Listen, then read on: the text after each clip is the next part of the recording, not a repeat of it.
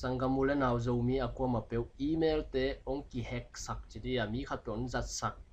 thei chi tampi om khina hi manina tua to ki saina tom atomin adiak ya gmail jang te bang chi bangina tua kwan sanga koi stay pana ya koi gam koi mun pan ki jang hiam chi e thei na ding in tom ong lang ning masana na gmail account alu ding hi te na sign na ke le sign in ke ya ki sign kinai te gmail account alu ding hi to gmail account ka lut ki chang ina na tak lampang an wai nunga enlechin last account activity ki chiringa tua tenga details achi muding hi te tua detail pen mekin tua detail na me ki chang ina kwan jang koi stay ya ki jang chi nam ding hi tenga nang zat na mun nam dinga a hi ke khak le aman lang thei penina na email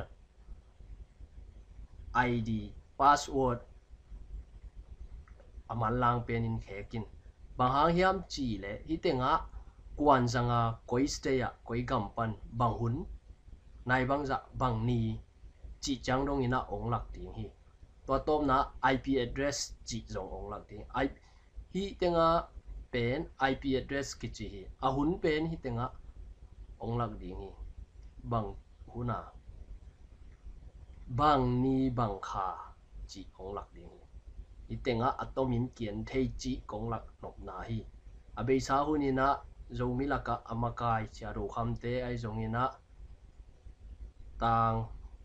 go som te ai zongina amau te email te kizat sakhi to ma bangina amau lo adang mi tuam te kwa ma pewa zong kizat sak khading hi chi zong ka mo hi toy changina na email te u net thei zeling kong dei sang na hi